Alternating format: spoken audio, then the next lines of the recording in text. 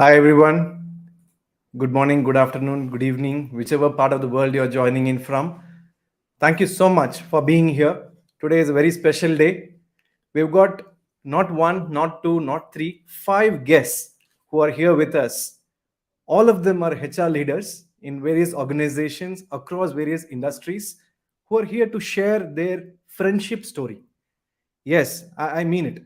So it's so difficult to make friends and keep friends, and all of us know that. And as you age, research has shown that it is very difficult to make new friends unless until you realize the need for relationships. And these five friends have been together for more than 2 decades.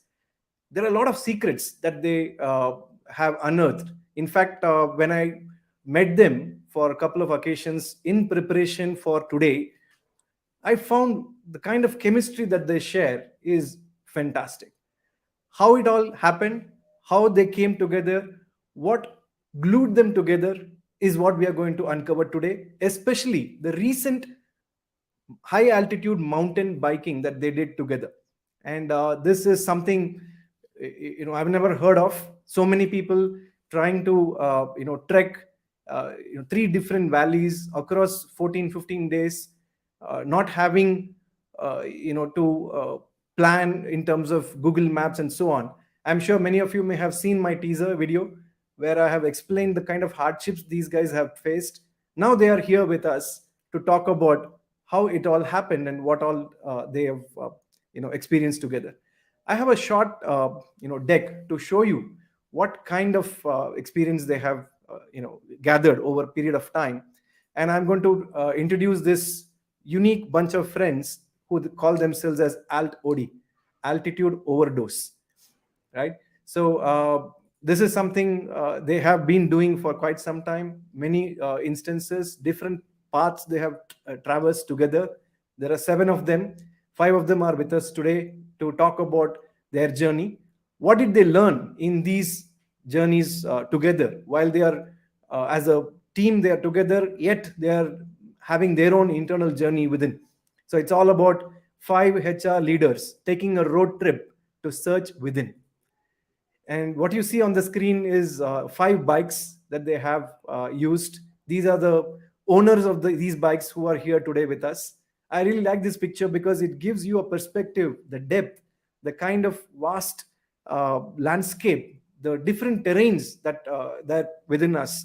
And in fact, India as a country has got many different landscape, and it keeps changing every 100 kilometers. So these guys have traversed all these paths. So it happened somewhere in August, September. Some of these stretches are trekking routes on Google Map, so they don't have much of details as well. 3,500 plus kilometers. One of the world's most dangerous roads, Cliffhanger. They have been there. They have touched a maximum altitude of 17,600 feet, and they also have experienced sub-zero temperatures. Average altitude of 12K feet, a dozen high altitude passes they have crossed. In fact, it's more than that. 14 of them I could count with these guys in the preparatory sessions. They spent at least 5 nights above 14K feet, maximum of 15K feet height. These are the 5 people. RJ, that's Ranjit Jose. I would like to welcome Ranjit onto our show. Hi, Ranjit. Hi, Bhaskar. Good evening and Good good evening evening. to all Thank the you so viewers. much. Thank you for having us on the show. Thank you so much, Ranjit. And you have wonderful experience among owners, among many other brands. You have KTM 390 Adventure as your bike, right? And you have more than 2 decades of HR experience across FMCG, IT, ITS consulting. You were an entrepreneur for almost 5 years, and you're currently director on the board and HR director for Diageo's global business operations and digital or tech center in India. You're based in Bangalore and had a close 500,000 kilometers on road across India, Southeast Asia, and the US. Wow. Okay. So we'll talk more about that. Thank you so much for sharing that information with us. Abhay. So I'm going to introduce Abhay here. Hi, Abhay. Hi, Bhaskar. Thank you so Nice much to for be joining us. on this platform. Yeah. You have varied work ex. You started your career way back, in 2000s, where you were with Honeywell, then John Deere, SPX Flow, and currently you're with Lixil, a Japanese-based organization. And I got to know about your organization very recently after we started talking to each other. It's phenomenal. The kind of work that you guys do in sustainability is very inspiring. Thank you so much for being here in this show. Thanks, Bhaskar. Then we have Deepine. Hi, Deepine. Thank you so much for joining. Hi, Bhaskar. Good to be here. Hello, everybody. Deepine has got amazing work ex, starting with Vardhaman Textiles before your MBA, I think. Then BP, you were a total reward lead and HR advisor. And then you moved to Accenture for greater part of a decade or more. And then you are currently with BT, right? So that's been your career trajectory. And as a HR leader, you have shared so many instances where these kind of escapades and bike trips have given you enriching exposure, and you could transfer some of these to your workplace. We will talk more about that, and thank you so much for joining. Thanks. Subrat. Hi, Subrat. Thank you so much for joining. Hey, Bhaskar, and it's a pleasure, Bhaskar. Brilliant. And you also started your career as a management trainee in Bajaj, then moved to Arvind. You spent few years in Accenture, Honeywell, and then currently with Rockwell Automation. Wonderful journey. And I think we all here to listen to your experiences as a friend, as a biker, and as a HR leader. Thank you so much once again for joining. And then we have Nandalal. Hi, Nandu. Hi, Bhaskar. Good evening, everyone. It is a pleasure to be here. And Nandu, you are the reason why we are having this session today. We were roommates many years ago when we were in B school, and that's when I got to know a wonderful human being. That's you. Fantastic being a friend for all these while. The pharma connection that we have, you have spent at least 4 years in Eli Lilly as a territory manager, and I was a medical rep before taking up my MBA. So that was an instant connection. And your humility, the way you bring out aspects of real life with a lot of fun and a Zen kind of approach, that brought us together for so many years. And you were talking about your biker friends. And that's how we decided that, yeah, let's talk about this and let more people know what you guys did. And it's important to the fraternity to know about the learnings that you got. You have spent good amount of time in Mafa, then Arvind Mills, Accenture, and currently and then Britannia. Currently you are with Persol Kelly as a director of human resources. Thank you so much for being here with us. Thank you. Okay, so this is a set of people that we have, guys, today. Please do pen your questions on the chat window, and we will keep encouraging these guys to talk about what fun they had, what ride they had when going about this high altitude bike trip.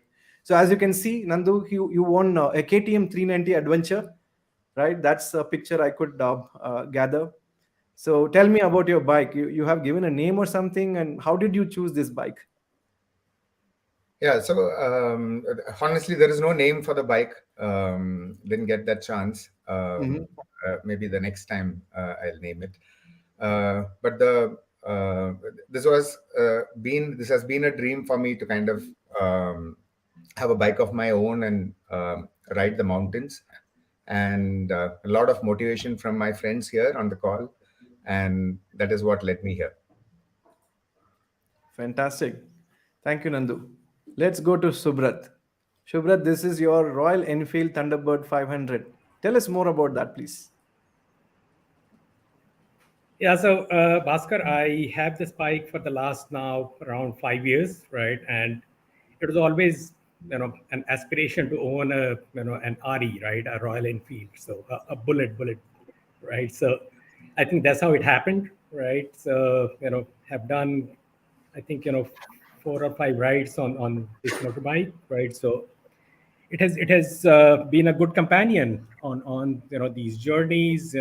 We have learned together basically to ride through these uncharted terrains basically. So enjoying the company. Wow, amazing. Thank you, Subrat. And Deepan, who owns a Triumph Tiger 900 Rally. Deepan, tell us about your bike. Hi, Bhaskar. So this has been a lockdown phenomenon. Uh, I Subrat and I pretty much bought our Royal Enfield Thunderbird 500 together, pretty much on the same day, and we have ridden in it twice before Nice. on long trips like this. But I think with the lockdown, wanting to kind of get out and about, the only way to be alone and not be flouting Section 144 was to be on a bike.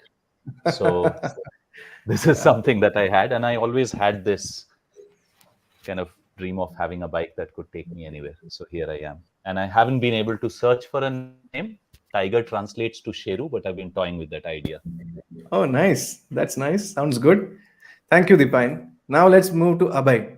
Hi, Abhay. Hi, Bhaskar. Tell us about your bike, please. So it was a dream for me since school to have a RE, an aspirational bike for me. And since last 3 years, I am having this RE Thunderbird 500. So we both are made for each other. So always, Brilliant. it's like saying that if you want to be happy for a day or a year, then marry. If you want to be happy for a lifetime, then start riding. So I'm enjoying that phase of my life. Wow, you did both. Fantastic. Thank you, Abhay. Really appreciate what you shared. There you have RJ, Ranjit. Ranjit, tell us about your bike. Thanks, Bhaskar. I'm very sure Abhay is going to get into a lot of trouble. What he said. And this is going to be there for a long time, Abhay. Yeah. Awesome. I've been riding for what, close to 25 years, and you always look for a motorcycle which is reliable and can take you places without having the hassle of being worried about what's going to happen, what's going to break down, and things like that. And over these many years, I've owned multiple bikes. We've been part of riding clubs, so I've seen the whole cycle of bikes being broken, and trips ending up on tempo travelers back home and stuff like that. So when KTM announced they were launching this bike, I have the privilege of owning one of the first few bikes in Bangalore, and it was always a dream to kind of take this tried and tested vehicle to a terrain which tests almost any vehicle. And I think that's what's come true with the ownership of the bike and this trip. We've taken it to places which and literally pushed the bike to the limit. And I must say, I had complete peace of mind doing it, knowing the reliability of the machine, and having honed the skill for over so many years. So hats off to the steed. And I think when we were younger, we used to look for names for the bikes, but today we know that it's much more than a name.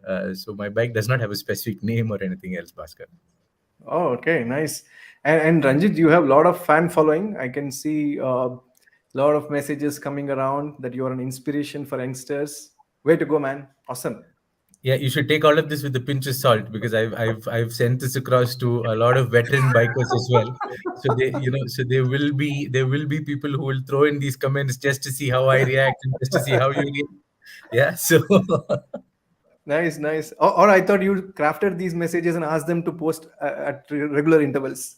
I wish I was that influential, Bhaskar. Then your channel would be earning money for you right now. Awesome, guys. Awesome. Great. Thank you so much for being here. In fact, there are a lot of people who are curious like me. One such curious question is what trigger is behind this AltOD? What brought the gang together? They're calling you gang. Would you agree with that? It'll be good to hear the trivia. Before anybody comments, I just have one disclaimer. AltOD is actually something that we bikers have been calling any altitude trip where there is, like you said, an overdose of altitude for a long time. So I know this goes back into the days of RTMC, Mad Bulls, and all these things. These are communities that a lot of us ride with, right? So AltOD is just a borrowing from that. It's not something that we coined ourselves. So we owe it to the biking community there. But like Dipan is shaking his head, we are a gang, that's for sure. Because I think because I don't think it's the profession that binds us together. It's the profession is much more. I would say it's a little bit on the sideline, though we connect on work and everything else. It's more the days that we spend. And Abhay joined us later, but the days that we spent during our MBAs and all of that, and then the passion that we discovered much later, much later together, and that's why we would definitely say we are a gang. Oh, okay. I have a different take on the name. I was explaining the other day. AltOD.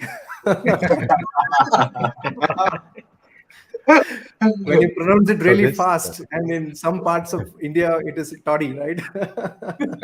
Anyway, jokes apart. Typically, friends come together, especially alumni. I'm part of a few alumni club. There is always a shyness to come back, and I have experienced it myself, right? You guys have been together for so many years now. And this friendship extends beyond each of you and to your families as well, right? So that's what I understand. You have a wonderful thing going on. God bless all of you, and I'm sure this will continue for many more years, into the future. Can you tell us the secret sauce? Is there a glue that you have among yourselves? Is there some kind of mantra that you follow? Something that comes to your mind right now? good, you're asking us the question and not our families. Uh, um, I on a more not a serious note, because this chat is anything but serious. We want to keep it lively, but I think two things. Work has brought us together, taken us apart at different points in time during the last 2 decades that we've known each other. But I think the secret sauce has been surprisingly the discovery of that same passion, which is biking and traveling, right? And being in the mountains. I think that's one of the things that we all love. The second bit, I think, like we were discussing in one of our prep sessions, Bhaskar, is we take each other a lot for granted, but we also know when not to. So I think it's Yeah. that interesting balance where you have that individual space, but you're still that community. I was calling it community earlier. I'll start calling it gang now. But I think that's the bit which has really kept us all together. And while, yes, remote working and all this, corona-related stuff has come, I think we've always, every other year or every couple of years, we have tried to kind of come together and do something which strengthens that bond. Yeah, beautiful. And there are 5 of you now, total 7 of you in the gang. One friend of yours traveled all the way from Seattle to join you for this trip, right? And tell about that crazy gang fellow. So he is Viju, and he's we've known Viju for a long time, and almost as long as we've known each other, and I think Viju is a biker himself. He owns a V-Strom in the US, and he's riding. But riding with the group is something, and riding with us, I'm assuming is something that he enjoys better. So whenever we give him a little bit of notice, Viju travels from the US to ride with us. I think this is the third trip that Yeah. we've done together. And he's a close friend. He's a family friend as well. But yeah, I think it'll be almost like harakiri if we don't tell him at least and give him that space for him to make that choice to invest this kind of time to come and join us. But yes, again, phenomenal guy. Sad thing is that he has to always come to India and hire a bike. And we have our own machines, so it's a very different experience altogether, but still extremely passionate rider and a good friend. Wow, fantastic. And when we talk about friendship, I think there are few comments here, Shubrat, asking you specifically, give some dope on the gang. Are you are giving dope on the gang most of the time to your friends, I guess? Sorry, Bhaskar, I lost you. I ran through a bad patch. Say that again, Yeah, please. there is a comment saying you keep giving some dope on the gang. This What is dope coming you are from giving? Abhishek. Let all of us I know. hope I hope it's good. I Okay, hope so it's good, Abhishek and Bhaskar. I work together as part of one team. So yeah, he must be referring to all the kind of dope that I give in office. So So gang sounds good. am Yeah, I there's am I approval. audible? I'm Yes, you're Yes, yes, audible. you are. Yes, I'm yes. sorry, Go on. I'm running through some bad patch. Yeah, I don't know. No, you are Can't audible. hear you at all. You're audible. Yes, yes, yes. Okay. So, No, so I think yeah. just quickly to add a little bit on the serious note, Bhaskar. This whole chemistry is all about letting go of your vulnerabilities, right? And that's what is the whole trust that we have among this group, right? Imagine, it's not that all of us have known each other for 20 years, right? uh, you know there was this person Benzi this time. He came for the first time to this ride, right? But that whole chemistry got built up, right? So it's mutual, right? It cannot be created artificially. It has to come from within, right? And I think that's what is happening with all of us. It keeps strengthening it with every ride. That's what I can say. Brilliant. And when I see the screen in front of me right now, except Nandalal, all of you have trimmed, or you look very different from the pictures that I saw from your trip. So tell us the secret. That was a I look think that you're sporting for the trip, or it was a lockdown effect. What is it about the look? even So if for I me, it try keeps that look, changing, Bhaskar. That's because I'm still on the trip, Bhaskar.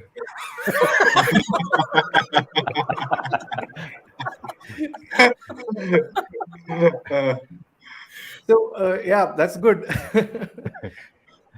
Welcome and back, Bhaskar, Nandalal. I try that look, but I am nowhere able to get close with the facial hair bit. So I've decided to give it a pass.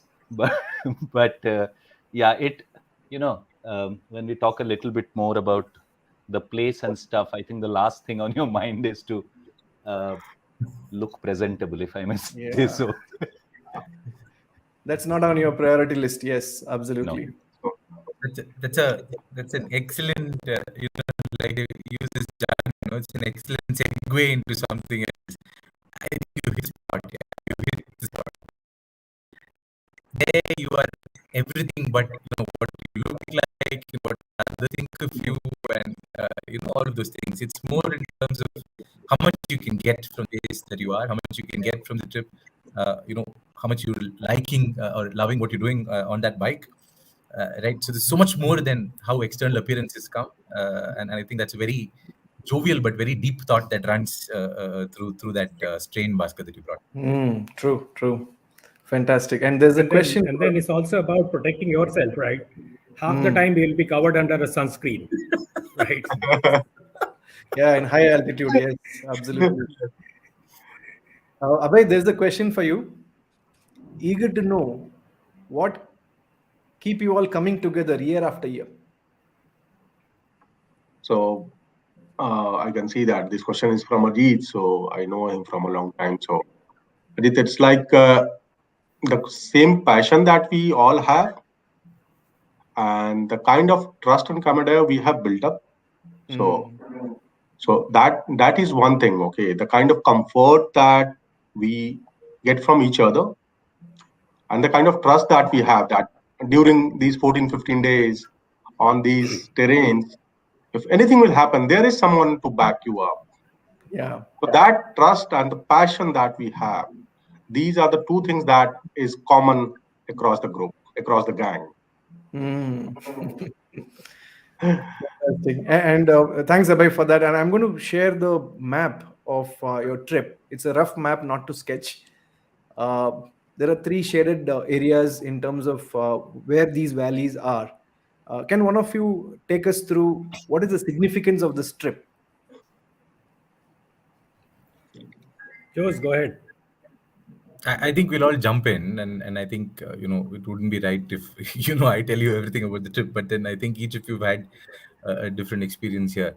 But Sure. yeah, so normally, Bhaskar, I think what stands out is that the regular trips that people do, or even in the past, normally people do one of these places. They either do what's called the Pangi Valley, which exits Such Pass and gets on to the route to Leh, and then people do Leh and come back. Or they try and do Zanskar. Zanskar Valley is off Darcha and Keelong. There's a new route that's opened there. Or they do the regular Leh and then head out into Changtang Plateau. It's very different and very difficult to do these three together because of simply the terrain.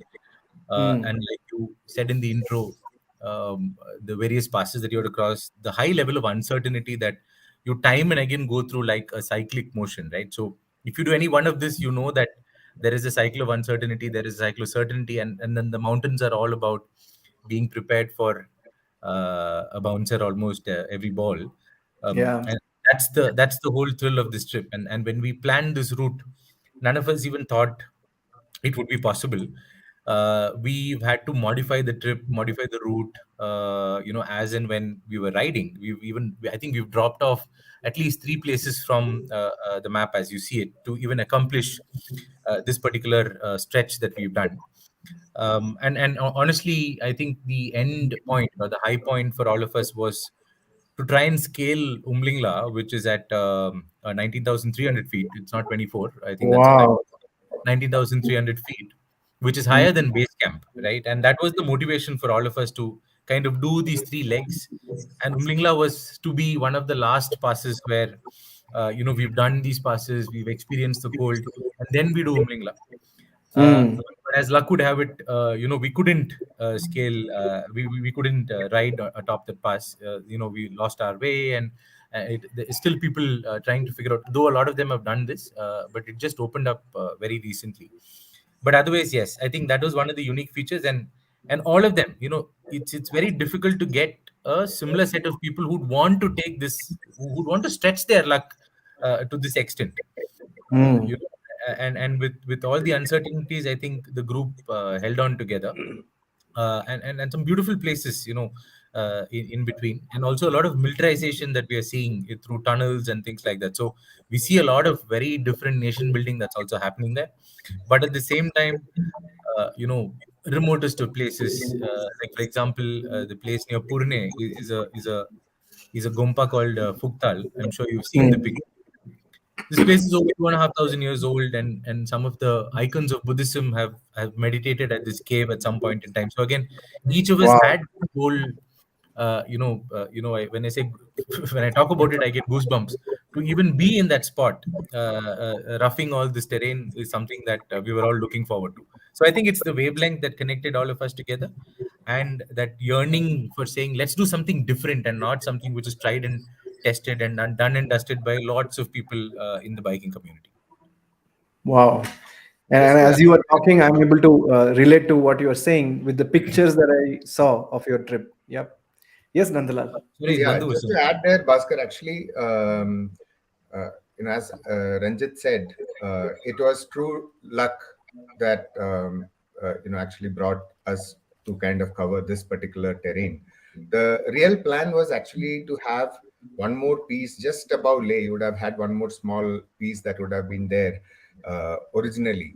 And typically when you look at Google Map, if you see one of the patches there from Bhairagar to we were planning that we'll reach Jispa in a day from Bhairagar. That is what at least Google said, and we didn't have anybody to kind of do that. And what Ranjit said that we dropped places was we didn't have a choice. We had to, because we took 3 days to kind of get to the place where we thought we will reach in one day. So that Yeah, was yeah. also This unplanned yeah. VUCA, right? yeah. And to As get a to HR that leader, on the second day of your trip, that is, and still kind of pursue the rest of the trip was really, I think, what kept us together was our trust in each other and, just being there with each other. yeah, true. As See, a the HR leader, things, we talked about the VUCA world and how this volatility, uncertainty, complexity and ambiguity is playing our business world. And it's a real-time experience, right? And where you don't have visibility of what's going to be the weather like. It changes by the minute. That's what the nature of the mountains. and Yeah. you may calculate, as you rightly said, calculate, x number of hours to reach the next place or next spot, but you don't have that under your control. Anything could happen. And I know there are stories where you mentioned about bike breaking down, slowing down at places where you had to be so mindful that you can't take eyes off the road. So tell us about that journey. So in terms, I So think in terms of, go ahead, Subrat, go. sure. So I think Bhaskar, on day two itself, for example, so as you mentioned, right, there are so many variables that we all had to encounter, right? One of them definitely was the condition of your companion, right, which is the motorbike. Mm. Yeah. And for example, in my case, on day two itself, at an altitude of whatever 14,500 feet, I rather everyone, all of us realized that my bike's brakes have given up, Mm. right? So you have to come down from 14,500 Wow. altitude pass, right, to lower planes, right, without brakes, right? So so those were the kind of adversities that we are talking about, right? And then it was continuously raining, right? Slush was like roughly Mm. knee deep at many places, right? Mm. I dropped the bike at least 8 or 9 times, Yeah. right, Yeah. on the way, right? Thankfully, I didn't get hurt, right? But every time I think at least 2 or 3 people were there, from the group, who were there standing behind, helping lift the bike, right, giving that confidence, because I was literally shaken, right? Mm. Yeah. That was a first hand experience of riding a bike in such terrain without brakes, right? Mm. So all my confidence of last few years, right, it was nowhere in place, right? So I think those next 2 days, searching for a mechanic, not able to find, and then losing time, right? All of that was possible, because of whatever you said, right? We discuss about that whole chemistry in the Mm. beginning, I'm going to right? ask So you all a question on the chemistry, right? I'm going to put you on spot with your permission. See, in an Olympic sport or in any athletic event, a group or a team event, right? When one person is not performing well or slowing the team down, right? There's this sort of emotions run through the entire team. The person who is slowing down, because of whom there is a delay, or a team is not able to achieve the objectives, that person who is responsible also goes through a lot of self doubt and emotions which are negative. Similarly, the other team members could also have thoughts. Because of this one individual, we are kind of in a situation like this and we are fine.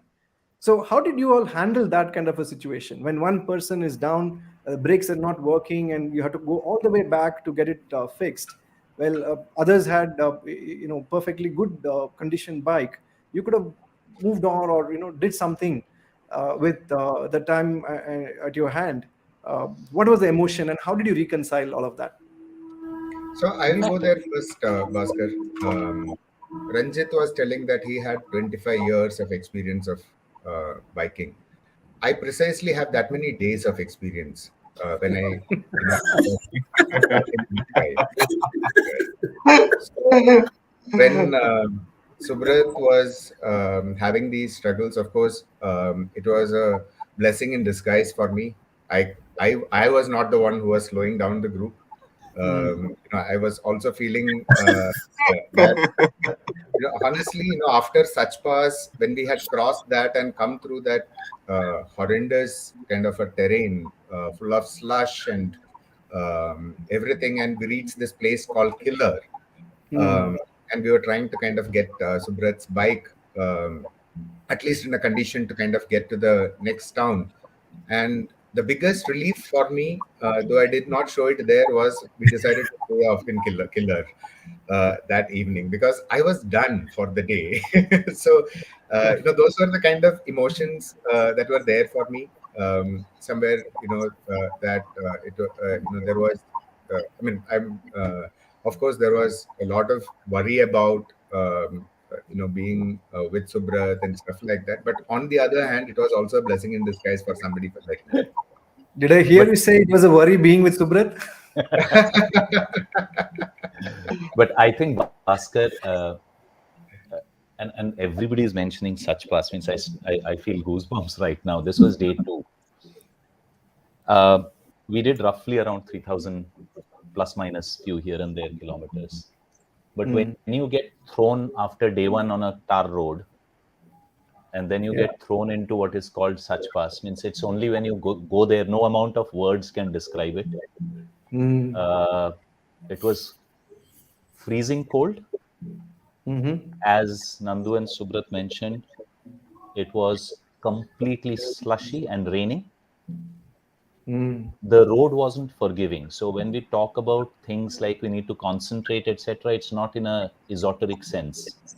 You either concentrate or you might cease to exist, right? In some sense. Wow. So and there are places on the road. It's called that road. I think that Kishtwar Killer Road. It's called a cliffhanger for a reason. It's the second most dangerous road, they say, in the world. The most dangerous is in Colombia or someplace there. Bolivia. And Bolivia, yes. And it literally is a ledge cut out of the whole sheer mountain space. And when people say there was a road, I think the definition of road changes. Right? And in that, you have a 2,000, 3,000 feet drop on one side. You've got a rock wall on the other. You've got slush below your wheels. You have all your brakes on, engine braking on, yet your bike is not stopping when it's going downhill. And you have an HPTDC bus coming at you from the other side, right? Or a van coming at you from the other side. And if you know these drivers who are driving heavy vehicles on a mountain, they'll never go onto the side of the ledge. They'll always stick to the side of the mountain because they're carrying passengers. So there have been places where you're literally sticking out with your bike, holding onto your bike for dear life, that either it's going to save you or you're going to save it. God knows which saves whom, who saves whom. So it was a treacherous, it was really a treacherous journey. It was shaken up. I'll go back to what Nandu said. He said he was really relieved that we decided to stop over at Kidlar. But I want to add on a part of the chemistry. If the larger group had agreed to go on another 200 kilometers, Nandu would have gone along. Any one of us would have gone along. Yeah. Right? Yeah. And I think that's what makes the difference. I don't know how to explain it further, honestly. True. Right? True.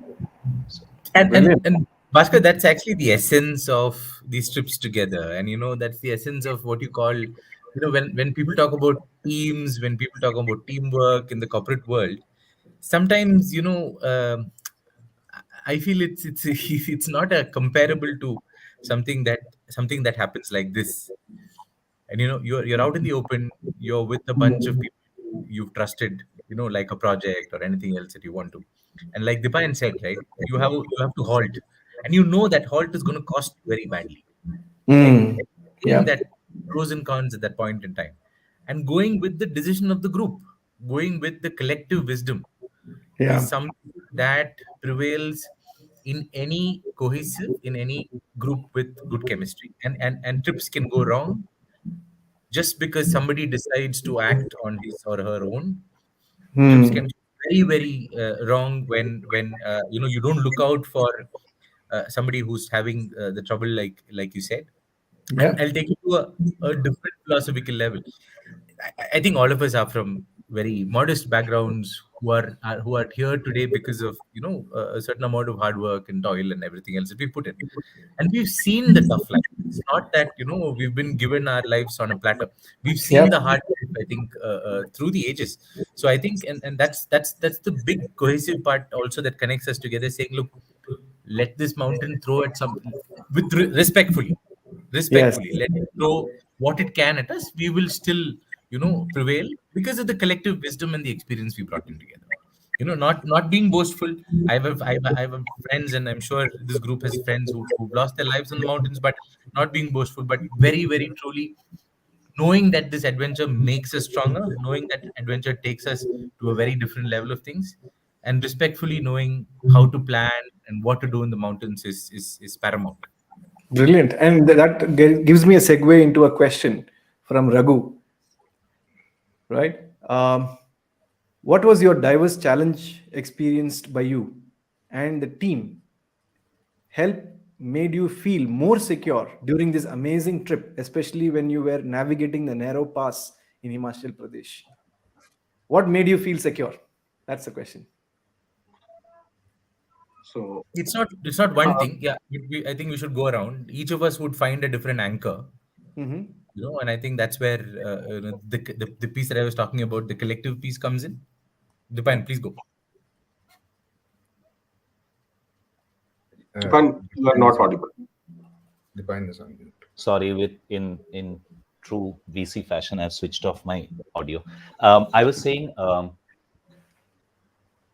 to me, this was the first time I was on my new bike. I had not ridden it too many kilometers, although I was fairly okay with it on general roads, right? Uh, I think the fact again comes back to the group and the team that you're together. Would I have had the trust to do this with a group of professional bikers or a group of bunch of friends? I don't, a bunch of other people, I'm not so sure. But because it was this group, even when going through those crazy places, I knew that if somebody was in trouble, I had to look after them. We had to look after them as a group. If I was in trouble, which happened a few times, fell down twice on the day two, uh, Oh, everybody was there to take care of me as well, right? I think for me it was that just one for all and all for one feeling. I think that makes it very, very secure. wow. That's amazing. In fact, one for all for one. That's a good motto, as you rightly said. And Deepan, as you are talking, there are many friends online. They're expressing their interest to join you guys next time. Would you be willing to expand your AltOD? I see it's you're putting us in a spot, Bhaskar. Right. You signed up for this. Online. No, and Bhaskar, thanks for that question. I think Yeah, the question is not whether you can join us. The question is, can you form your niche? Can you form your trusted group? Can you do something like this on your own? We are not what you call pioneers in this space. There are exactly. lots of people who've done this before, right? We Yeah. found this group. We found our space, and I think the call is to find that journey in yourself, to find that journey for yourselves. It's not to join this group of what you call people who know to ride the bikes. No, it's Yeah, not a yeah. biking club. That's the other side. We're not a biking club, right? So it's I think it's for them to find that niche themselves, and be with people they enjoy being with. Yeah, I think Kavita also agrees with you. We all overcome bad decisions and consequences of rash individual action through cohesiveness. Yeah, that's what makes a group a more thriving one. And as you rightly said, Jose, it's not about being a biker or a HR leader. Your friends first, Yeah. then all other Yes. things come later, Yeah. right? Yeah. So that makes this a group really unique. I'm going to share a few pictures, and I would like to invite your immediate reaction to it. Is that okay? Yeah. So Yes. I'm going to throw random pictures at different order. Whoever is ready, you could chip in, right? So, Bhaskar, just to tell the audience, we've given you access to our folder and you've not shown us these pictures before. Yes, yes. And the kind of pictures I saw is amazing. You guys are good photographers and you carry good device. I saw some GoPro videos as well in the folder. So I'm going to throw some pictures and ask your reaction to this. Here you Bhaskar, while go. you throwing while you're throwing the picture in the Himalayas, if you turn your camera and click a picture, it's a good photo, because the landscape is like Exactly. that. Yes, absolutely, absolutely. Point and shoot. Okay, Yeah, this picture. Yeah. this is a picture of my speedometer, the console that you have in front. So I think this is the picture when I came back to Chandigarh after the trip. So the number you see on the top is the total trip that we did, 2706. It could be a Wow. little bit here and there for each of us, depending on how many times we went to rescue somebody's mobile, or get somebody else out of trouble and things like that. But roughly, that what Dipayan said, about 3,000 is what we did. So 27. That's the uh, significance of this picture. And also on the other side, you see 10,000 kilometers on the bike. So it shows that all of us have prepared a bit. It's not that we've bought a bike and just come to ride. The bike has done considerable amount of kilometers before we've taken it to the mountains. So I think those two are the numbers that bear significance on the screen. The rest of them are just stats. Yeah, wow, fantastic. I'm going to shift gear to the next picture. Yes, I was curious about this when I Abhay, saw. go for it. Abhay, go for it. Abhay has to Yeah. talk. This was litti. It's a delicacy of Bihar. Litti made on yak's dung Whoa! in a on a breezy night or near Somorri. So At Purja was a 15,000 place. feet. Yeah, at 15,000 feet. So it was a memorable one. In spite of not having anything with us, okay, we were able to pull this together in a short period of time. It was a great example of crowdsourcing, basically. Crowdsourcing and crowd pulling, because by the time we were making this, all the locals knew that there's something going on here. So there was a fire lit up, and people started looking. What are you doing? What is this? What are you going to eat? So you guys made this with what you Yeah. got outside there. did. Oh, with the available resources around you, you made this for yourself. Wow, fantastic. Okay. Oh, this looks like a dormitory. So I can be So, either blamed or credited for booking this place. Right. So Oh, I think See, this was the people only can't place stop. that we had booked in advance, Yeah. and we got And as this. you can see, it was totally booked, right? Right to left, No, left and you front can to see, back. and see, Subrat is the most comfortable there. Oh yeah. And we were blessed to have this place after Yeah. Purne's ride. So this is the only place to stay, literally, Wow. in Purne. Purne is a tiny place between when you go from Himachal towards from Darcha towards The Zanskar Valley. towards the Zanskar Valley, towards Padum, right? It's a tiny place. It's also the center or the focal point of the trek to the Phuktal Monastery. The Phuktal Monastery is about 7 kilometers from there.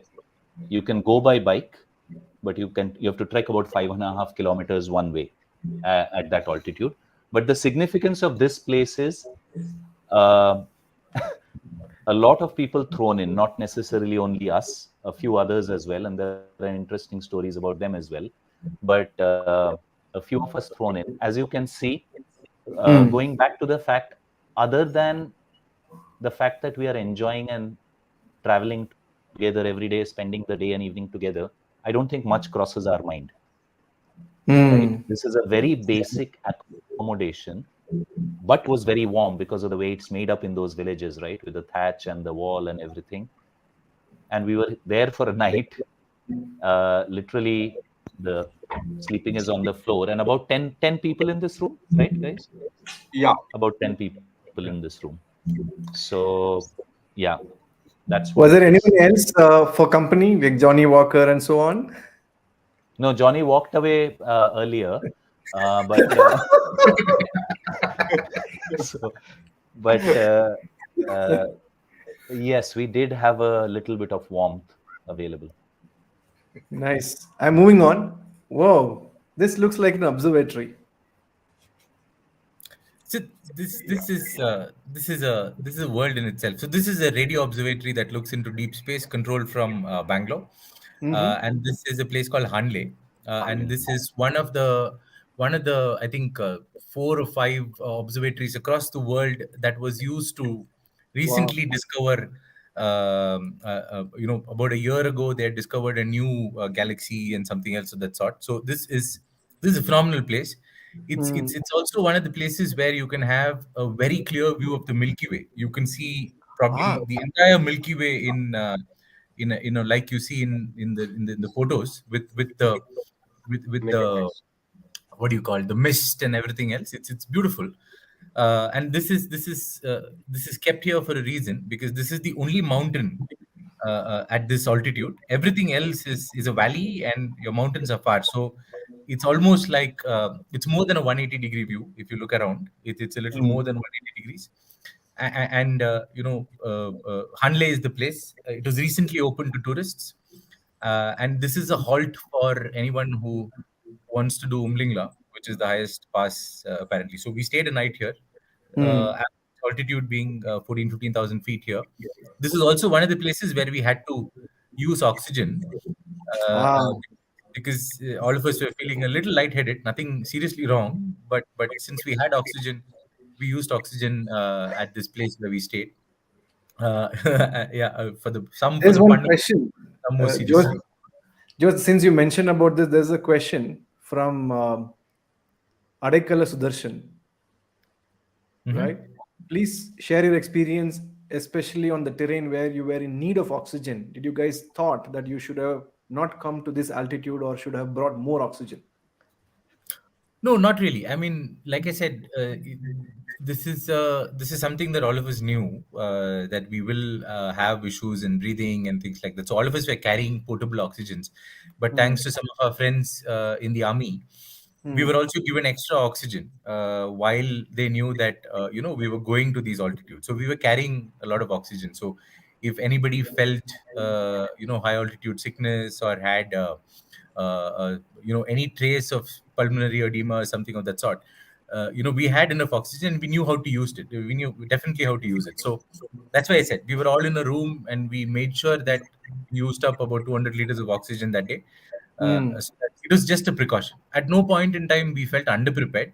But it's more than anything else. This question is a very good question because of two things. One, your preparedness. Two, the trust in the group. So even if you have a small headache, Yeah. or you're feeling slightly breathless, there is nothing to feel small about. There's nothing to feel wrong in it, because you come with this group, you need to express and tell them, look, I'm feeling uncomfortable. And if you can do that at the very start, a lot of things can be prevented. And that's exactly what happened where we stayed as well. People have let this go and said, no, I will not tell anybody. I will look small. I will not look good, you know. And it has gone into various serious consequences. But I think this group is too close for us to look at somebody and say, you're not you're not looking well. Yeah, that's the story about this place. And thanks for that question, Brilliant. Nadek. Brilliant. Yeah. The And interesting, there's the one comment interesting from bit, Kavita. Bhaskar. Sorry. There's Oh, one brilliant. No, comment I was from just Kavita. Living in the present is what made it possible. And also, she shares that riding a vehicle keeps you away from distraction and keeps you aligned to the route and your attitude towards the journey. And the next picture I'm going to share, Deepan, is a good segue into that. And then now I would like to hear you. You were saying something. Go ahead. No, I was saying on the last one that there's a show, I don't remember which channel, which Jose was mentioning, the galaxy. They have now discovered that they can identify, and Stephen Hawking was working on this, which is what's coming in and out of the event horizon at the edge of a black hole. This was one of the telescopes which was part of that whole worldwide network, which was part of that EHT experiment that happened. So as just this one is for Nandu to speak. That is me, Bhaskar, and this is that beautiful road that we were talking a little while back. That we were talking. You call it a road? So, This is road. actually, This one is of road. the interesting things about this particular road, or for that matter, most of the other places, is that whenever we have to stop to help somebody or for the bike, that is the worst place where we cannot park our bike, because it is either in such an angle that you can't park your bike. There is no space. You yourself might end up falling. And one thing about this particular thing, which was my personal experience as well, Bhaskar, is that we were going through this, and we actually, when we just finished, when we got down from this bad road, and there was a small patch of good tarmac road which presented to ourselves. Just before that, as we finished the entire turns and twists and all that, the most humbling experience happened there. All through in that entire route, we would have seen two bikes, maybe 3-4 Bolero pickup vans, and that's pretty much it. I think maybe one truck. That's what we saw in that entire 80 kilometers. And there was this gentleman at around maybe 1 o'clock or so, cycling up on the What? opposite direction. Yeah, alone, all alone. You're Nobody kidding. right? Oh my. That such such level of determination gives us far more hope to actually. I mean, it gave me a lot of strength saying that. I mean, he's doing it in a bicycle. Then I'm sure that Whoa. we should be able to do it in a A motorcycle. motorbike. Yeah. Wow. Amazing. And Nandu, having driven in Bangalore traffic, this would have been a sea change for you, right?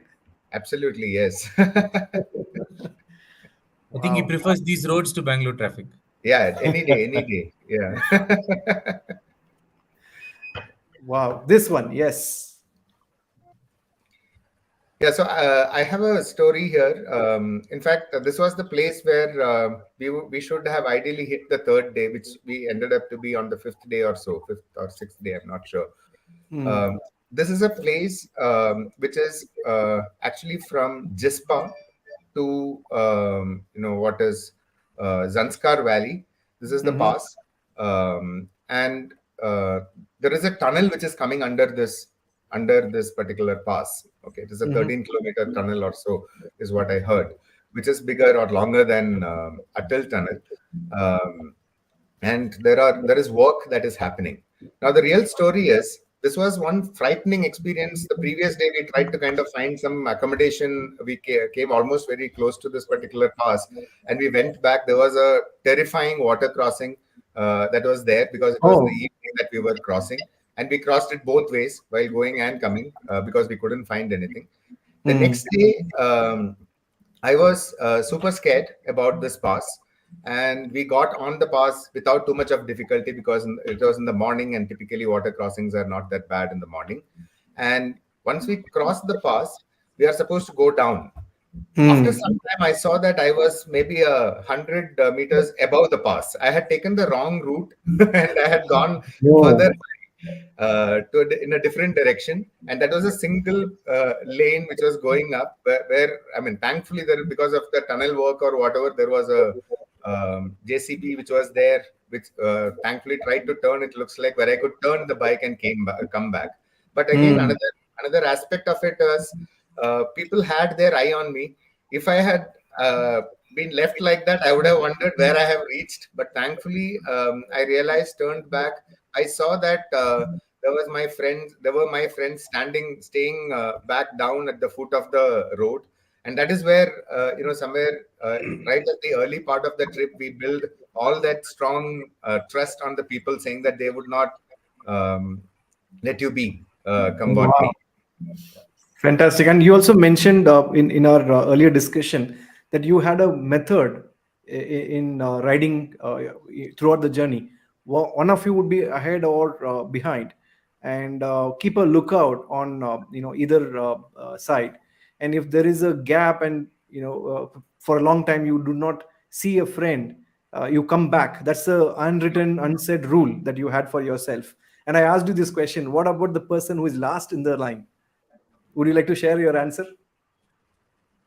So, Bhaskar, that the trust that we have and the unsaid code, or I say that we were very explicit every day that if you don't see anyone, we know that who is in front of us or who is behind us. So if for a prolonged period of time we are not able to see, then that's for sure that people will come back. It's damn sure that somebody will come. So if your bike is broken or something happened, and we used to, because there was no phone, no network, no GPS, no WhatsApp, nothing. Yeah. The only thing is that it has happened, Bhaskar. It has happened. We have so many examples, right?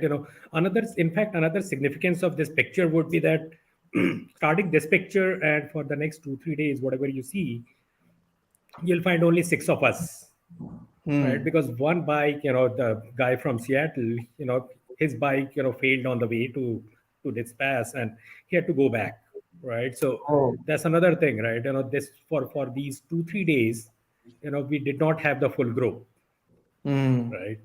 So, Mm. and how was that possible, right? If you're not keeping an eye on each other, right, whether you are at the end or you're at the front, right, we would not have been able to help that person, right? So, so some of these things are kind of said, unsaid rules, right? Understanding. Yeah, that kept you going. Yeah, Yeah. Bhaskar, there's one BRO signage. I don't know whether I transferred it to that drive. It's an interesting one, Mm-hmm. that all tough roads lead to beautiful places. Now, Mm. the reward for us were these few moments, right? Of course, it was the journey, the discovery, everything. But some of these places, as Jose was saying, you point and shoot a camera and it's frame worthy. Mm. It The entire day's stress goes away when you reach a place which is as beautiful as a Hanle or a Shinkula or any of these places, uncharted territories, and they just blow your mind away. and Mm. and honestly, why biking? I feel biking takes you to a lot more places which are far flung than a car can, or than a Yeah, four-wheeler can, and therefore it makes it slightly more exciting than otherwise. brilliant. I'm But going to keep moving on. unwritten Yeah. unwritten rule is leave no man behind. Yeah, and Ah. we all these places, Absolutely. a lot of army presence, and we kept, and though we are not doing anything close to what they're doing, but leave no man behind, come what may. And if let's say we had to end a trip like this on day three because of something that were to happen unfortunate to one of us, I mean, so be it. Right? So I think that's the ground rule that we go by, and I think that's where all of us have that very deep trust, in each other. Fantastic. Thank you. And let's talk about this picture. Why this picture has got some significance? Okay, I think This Abhay is should talk about the picture, but I this think is I, this is I, because I of need to give you. recruiting, so we'll give it to Abhay. But before Abhay So talks about recruiting, we need to set context. You Uh-huh. can see some stuff happening in the background. If you look behind the people, you see people are some stuff sitting. in the background, right? Some people are sitting. Bike fell down. So this was the river crossing that we came after Singula Pass on day Uh-huh. three. So Uh-huh. earlier we had planned everything that we'll cross this water crossing very easily by 12 o'clock. Then suddenly Viju's bike broke down and we were late. Mm. So we thought that okay, fine, we'll cross it very easily because it's a small river. Mm. It's just a stream of water.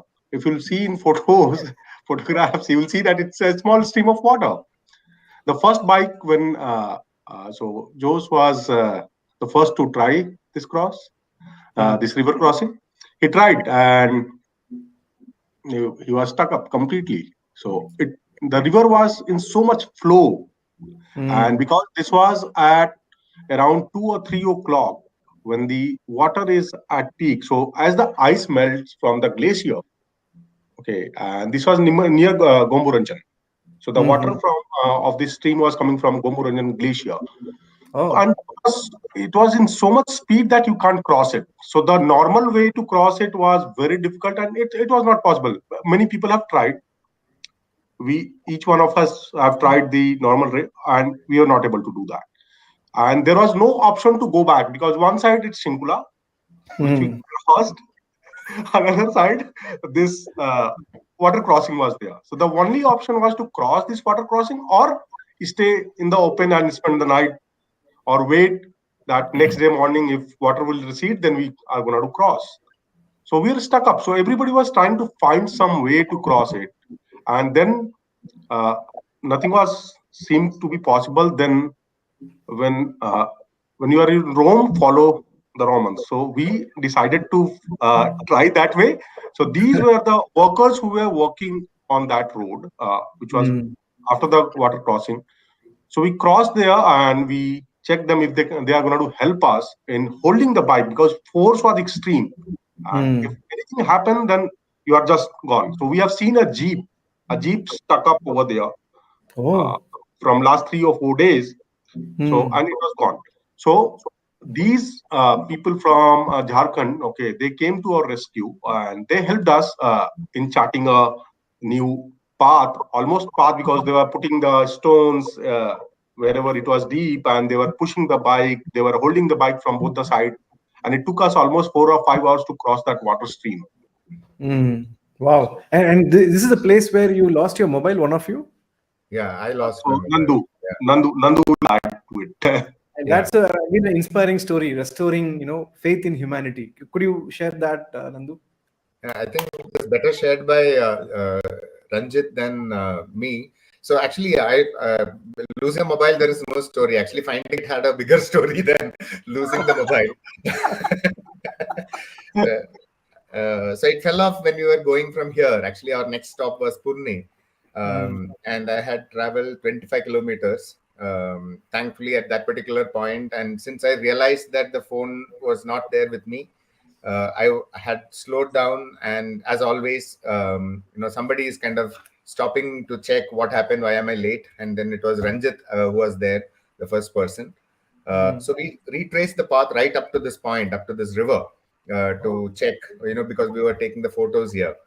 And we couldn't find this thing. And on the way, Ranjit was asking all the people, the BRO workers, go back to their camp at that particular time. So he was asking them if anybody has found this thing. So one of them gave information that they have found one mobile and it has been taken to the camp. And then Ranjit had to go there and nothing close to kind of requesting them. So he had to kind of request a little unpolitely to kind of give the phone immediately. So, but they were good enough. They were happy to give it back. They checked if the passcode and if I knew the passcode and all that. And we got the mobile back here. It was actually really I didn't expect it to be I would get it back in a terrain like that. Yeah, That's and in fact I have a question for Ranjit. You could have said, right, hey, you know what, we are already delayed. If you go back, it will pull us back, and it's getting dark and we have to reach sooner. No way you're going to get your mobile back. Let's move forward. That was an option available for you, but you Most chose to sensible go thing back. to do. Huh? Sorry? Most sensible thing to do. Then what made you go back, and what made you persevere in getting that mobile back? Bhaskar, at that altitude, when you have hardly, it's a camp of workers, and what will they do with a mobile that can't be opened? It's an iPhone. It's highly encrypted. You can't open it. So I said, look, how much are you going to delay by? You're going to delay by an hour, maybe 2 hours. But it's a big loss for Nandu, not because it's an iPhone, but because of the multiple videos, the pictures, everything that he had in it, right? And then it's going to further delay the trip. When we go to another place, when he has to again go and try and block all these things, block and secure the iPhone, plus get another phone. It happened to us before reaching such pass. Abhay lost his mobile, and we knew exactly how much time, rather than looking for that mobile, how much time he spent in Keelong buying another mobile, all of those things. So pulling it back to real life experiences, I think if you're able to solve a problem at the root of the problem, right, and not much later, precisely this was going through my head, because the others were safe. We knew the others were safe. They had ridden ahead of us. It was only Nandu and I who were there. So we said it's worth the try. And when you're trying something like this, you need to try it with a sincere approach. And that's what was leading into the request that was not very polite and all of those things. We tried everything, and it worked out, and it really worked out. But seriously, I mean, it was to go back to the root and say that, look, we know that the problem is somewhere here. Let's not try and solve it in another place. That was primarily what came to my mind at that point in time. And obviously, Nandu was more than willing to stay back with me to look for the mobile. Nice. Good. Thank you. And I'm going to share one more picture. This is a scenic beauty. I really love this picture. And I have a request. One of you share. What is the story behind this? This is at Somoriri, one of the highest lakes in that region. You people have heard of Pangong, so this is one of the other ones. It's at the other end of it. It's further to the east. This was the day when this was the second day part of the group were there. So the day before that was yeah, all of us were there. The day before that was when we had split the group because Abhay and Subrat had stayed back at Hanle, and the rest of us had ridden pretty much in the dark and very cold conditions into uh, Karzok, which is the village near Somoriri, this lake, at about 10:15 p.m. in the night. And as luck would have it, there was a tribal festival going on there, local festival going on for 2 days. Very beautiful festival. But because of that, we didn't know it. The whole place was packed. So we did not have a place to stay. Again, means when you have to sleep and you have to find a place you have to sleep, we had sleeping bags with us, so that was a bit of preparation, but we managed to find a place. This was the next day when Abhay and Subrat joined us in the afternoon. And it's just how do you put it, it's very enthralling, the places these are. It's so quiet that even if it's not a sea, you can almost hear the shores being lapped by the little waves. Wow. You've got a lot of stones around. So like kids, we started kind of, you know, throw the stones at the water and see them jump off like frogs. You remember those flat stones we Yes. used to throw as kids? Yes. So Count how many those, times it hops on the surface. exactly, the hopping stone, twice or thrice or none at all, whatever it is. And it was a beautiful end to that day. So while the previous day was quite treacherous, this day turned out to be fantastic because morning we attended that festival, and this was the evening on that second day at Somoriri, and this was the evening when we had the litti, by the way. So Okay. yeah.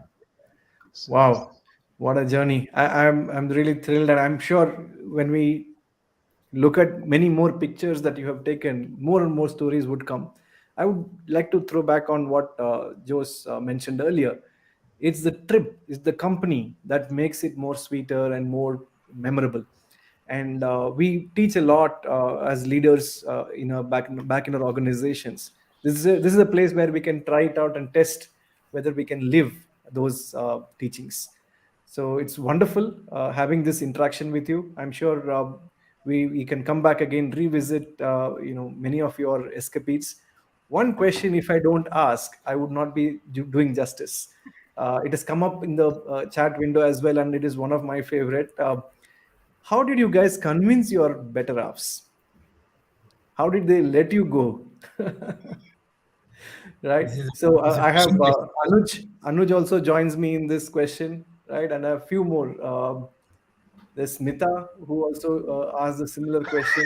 How did you guys? This is a What do your planted families and have to this say is a about your, planted question. yeah? What do your families have to say about your taking off on exploits like this? I think at least in my house, my wife, my daughter, they have given up that this guy is going to do it. So they've kind of accepted it. Yeah, but I think on a serious note, during that period of 15 days, looking at whatever we described to you, there is anxiety. There is anxiety at home. But again, I think all of us are thankful to our families, right? That they allow us to do this, Yeah. right? Because without their support, you can understand, right? It'll be anxiety at our end as well, even if you're doing it. Yeah. No, absolutely. And the other thing I remember more I think the families have become a lot more comfortable because this was not the first time we were doing this, right? I was just smiling at some of the comments coming through and recognizing the people behind it. The when I do remember that what the families had done is kind of they had connected together. And some of these places, like we said, I'm very thankful to my phone connection. I won't name the company because it really kept me secluded for 12 out of the 14 days. So, right? So, So thank you for no service. yeah, I mean, sometimes you have to, I mean, there are good things about everything in life, right? So I thank them for no service. And what used to happen is whoever found a network, it was like the good old days at a PCO where one phone is going around to everybody and everybody's either calling home, or better still, one person calls a family member and then the family member kind of relays that to the entire Boys are group. safe, So guys. Don't worry. exactly. The people are safe, but it is yeah. I think with all this fun and stuff we discussed, I think one thing that we all need to be very mindful, especially, is we always, every morning we used to say, never do anything foolhardy. There are people waiting back for you, so never do anything foolhardy. Do sensible stuff. It is risky inherently, right, Right, at that right. altitude. The second thing is, there's no bravado in not being ready for anything. Being geared up is important, right? Not riding crazy is important. uh, I think those are serious bits of preparation. So while it sounds fun and games, I think there's a serious amount of preparation in our minds and as a group that goes together. So that's a Brilliant. request to everybody watching it, actually. Yeah. And Bhaskar, a couple of things again to add on to the point. Those of us who have hair, it's almost all of us have gray hair, and those of us who don't have hair, why they don't have hair? Because of the anxiety that he just explained, no? It's again very, very deep seated. The family's trust that Yeah. that's going through, because it's not the first time, like the Pine said. And secondly, I think this has become ingrained in our DNA, the people that we are. Now, Yeah. if on the other side, on the flip side, the families are worried about us going, and it can become a problem where they say no, you can't go. I think they get back at home is not the person that they get back after 15 days. So there is a slight trade-off that they get for that anxiety. Yeah. That the person, whoever we go as, we come back as that person, fully relaxed, having taken a break in the company that we go. And that's the flip side of that story. So they know that well enough, saying that these guys deserve this sort of a break. And yes, obviously, we don't do anything without telling them. They know this. They know this very well, about the group and about the care that we take for each other. Right. And I'm going to put you guys on the spot again, and this time unapologetically. And again, this is based on the diversity talks that we do in corporates, right? What if your spouses all decide to go on a trip like this? What would be your reaction to that message or news? Oh, we I keep think on asking. They are not ready. Okay. I wouldn't have any issues. Means I think I have 100% no agree. issues, and I think that's understood. It's, again, I would, anybody planning to go for a trip like this, the first time we went, it was more risky. The second time you go, you know how mountains behave a little more, so you learn little by little. So there's no right answer. But honestly, Bhaskar, if they were to do it, I think it's the same reciprocity. If they just have to go fully prepared. And hopefully, if they plan to do it now, we can give them the map, the photos, where they will not get connectivity, what to carry with them. All of that shall be given to them uh, as an already available plan. So you will Doesn't need to not be the behave like a most. overprotective partner who doesn't want any harm to come to them and so on. I mean, none of us You want wouldn't harm feel to come to insecure. them, but the fact is that you got to go, right? You got to go and do what you want to do. It's fine. and, It's fine. and just it's like being an ally. Okay, we Mm. have to be an ally and let them explore what they want. So, like they have allowed us, so we'll also like them to explore and learn from it while coming back in single piece.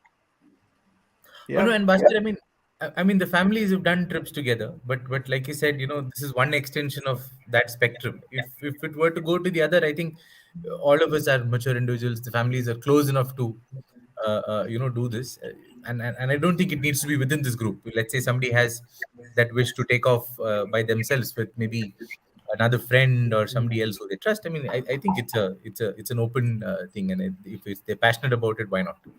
And I think it also is when I first time tell my family about I'm going on a bike trip. They obviously kind of would be thinking, would I be okay, etc., etc. But I also realize what am I going to them with. It is a certain sense of confidence that I will be safe. I have the people whom I trust with me. I'll be doing it, and I would expect the same thing from my wives as well. That they would come with.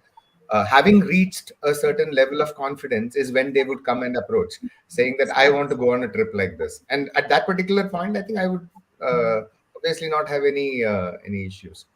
Nandu throwing Okay, very you are clever. on air and you are being recorded, Nandu, and all of you. Okay, so we are coming to the last end of our section. If we were to, share your sense of gratitude to someone for all that you have enjoyed and learned and grown as a human being, who would that person be, and for what reason, and how would you share that gratitude? We can start with any of you. I look at myself and say, the fact that I'm today able to, I'm working where I do. I am able to afford a bike. I am able to afford these trips. I think the fact that I met this bunch of guys at a place called SIBM in Pune is all, it goes back to the roots of, I think, parents, right? Yeah. Because it's very cliche, but that's what it is, because it's the upbringing. Had it not been for some of the stuff that had happened, as Joe said, we are all from pretty middle class families, all got educated. You're either educated or there's nothing much else to do, right? So it all comes from that background. So I do think back when I bought the bike, I did think about it, that you're able to afford all of these, not just because who you are. It is your effort, but that effort starts at a certain place. You're supported through it. So that's at the starting bit of it.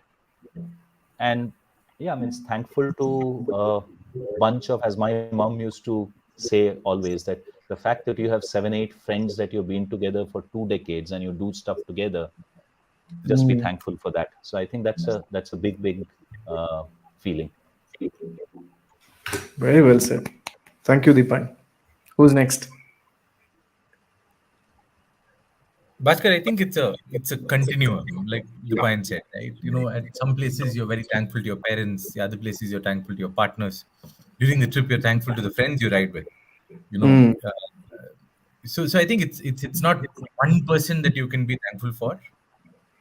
It's multiple people, it's multiple experiences, and I think more than anything else, it's also your ability to kind of grasp this in a very different manner and be able to relate to 4 or 5 people who understand this pretty similarly. Right. You know, so it's very easy to go astray. Like the Pine said, you can think it's your own effort, it's your own ability, but I don't think that none of us think that way. In Yeah. all fairness, most of us would answer this question pretty similarly. That's because I think of the wavelength, the connect, and everything else. And I think that's what one of the big things that sometimes teams today lack in organizations. There's a diverse number of people who come into a team. How they're able to connect at that very, what do you call, spirit level, Yeah. changes the dynamic of how a team operates. Fantastic. And in fact, this reminds me of Steven Spielberg's film Avatar, where the person who is riding that bird had to connect, to see through the eyes of the bird.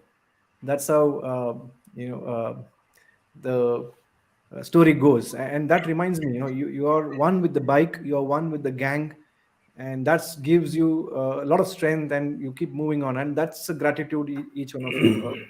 I can collectively sense that. Fantastic.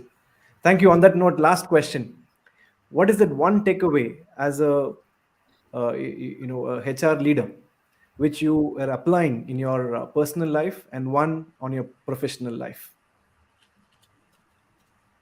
So I'll go there, Bhaskar. Yeah. Yeah. First, from a personal life perspective, as I experience every day, not just, I mean, I will talk for myself. So as I experience life, I'm on a hamster's wheel.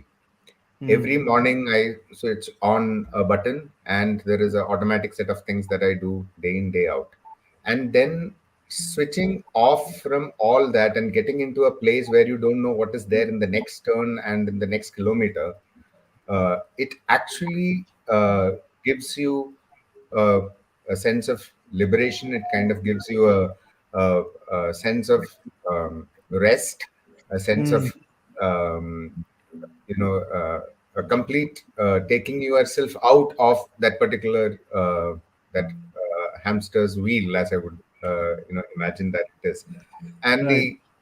the professional part of it is that when I was going on this trip, we knew that it was going to be a little difficult because of the kind of trip that we have planned. And Mm. one thing that I had realized was that I had to take care of the 20 meters in front of me. Ha. In every point, at every moment, I have to just take care of the 20 meters. And, yeah, as you saw this thing, you can go to 2,700 kilometers. And that is what I relate professionally as well. Many times, the kind of things that we talk about, let's say culture change or organizational transformation, can look overwhelmingly big. Uh, Mm. but in fact, if you are able to actually look at what is it that the distance that we need to travel and what is the level of visibility that you can get at a particular point, I think it makes your entire journey far more comfortable, and you would have realized at the end of it that you have really done a great journey behind. Brilliant. A, you got a break off your hamster wheel. B, you have to just know what is ahead of you. Few steps in the ladder that you're taking. You don't need to know all the way to the end of the ladder. Fantastic. Thank you, Nandu. Yep. Who else? So for me, Bhaskar, it's like I always say that it's not the mountains that we conquer, but we Mm. conquer ourselves. Always there are two mountains. One is external one, another one is internal one. Mm. It's, it's the kind of choice or the opportunity that is available and the decisions that we make Yeah. that it shapes us. So that always, so during these riding trips, I always try to connect with myself, and this is what so and body physical limits are there. Your body believes your mind. Mm. So that aspect is always there, and whatever we see outside in external world, what is required for survival. Yeah. So that was Yeah. my personal takeaway in these 14 days at how to live life like a minimalist. Wow. Yes. Yes. Yeah. And we keep hoarding things, right? Information we hoard, things we hoard, collectibles we hoard, money, and so on. Yeah. Minimalist. Wow. Wonderful thought. And that reminds me, in our batch, we came up with a slogan for ourselves during my B school days. Journey is the reward. I think one of you alluded to that as well, right? It's a journey that we are on. It's a search within. It's a journey that we get an opportunity to go within. Thank you so much for sharing that, Abhay. Yes, who's next? Bhaskar, I'll just make one comment, and I Yeah. think we hit upon this in one of our prep talks, and I think this holds superbly with both the professional and the personal lives that we lead as leaders in HR and in the companies that we are and at home. Each of us were on the trip as a gang, as you call it, right? Hmm. All of us were there. 7 of us were there on this trip. 5 of us on the show right now. But I think again, there was a singular journey that all of us took. Hmm. Despite being collective, despite being together, there was a singular journey that each of us took during this trip. Yep. Yep. And that journey, like you said, Bhaskar, that journey is the reward. And each of us have varied experiences, some similar, some different. Each of us had different mountains to tame, to conquer. And I think that's the beauty of life as we see it. Each of us are, I think, in slightly different age groups, a little older, a little younger, some with a little more experience, some with fast tracking careers, all that same. But that individual journey that each of us go through Hmm. and that each of us respect, Yep. right? I think that is something that we deeply, deeply value, both in personal and in professional lives. Wow. Beautiful. I think Fantastic. the the other bit, and we've spoken about this, Bhaskar, earlier. I Hmm. think we again talk about this whole thing of being present in the moment, right? Of mindfulness, etc. It's the real practice of mindfulness is right there. You are, Yeah. and that's why that individual journey is so much your own, because while you have a rider in front of you, behind you, that gives you that secure net. In a typical corporate environment, that's a team, that's an organization, right? But your career, your journey is still your individual journey. If you're not mindful, the next corner, the next stone, the next boulder, the next slush Yeah. can cause immense problems. So one of the ways I look at my biking is, to me, it is meditation, because you cannot not concentrate, right? Yes. And the second bit, from a personal standpoint, I was very tentative the first week. I was much lesser tentative the second week. So every day of that 7, 8, 10 hours of difficulty, you are actually learning every moment to master your fears, to master the bike, to try to kind of, if you have hit a bad patch of sand and fallen, next time when you hit a bad patch of sand, what do? I think that's, we talk about learning agility, but I think that's really what we were doing in practice every moment. Perfect. Perfect. Thank you, guys. Thank you so much. I think many of our listeners and people who are watching on the various platforms, they all agree with you. It's more of a journey within, and while you conquer mountains outside, there are many things that we could conquer inside. So, really wonderful being vulnerable and sharing all these stories with us. And more power to you and your families. And keep doing this more often so that we can meet again in a different topic, different avatar. So till then, thank you so much, everyone, being online and joining us. If you are on YouTube, please do subscribe to this channel. That's a sure short way of reaching many more people and inspiring them using these stories. Thank you so much again. Good luck, everyone. Stay safe. Thank Thank you.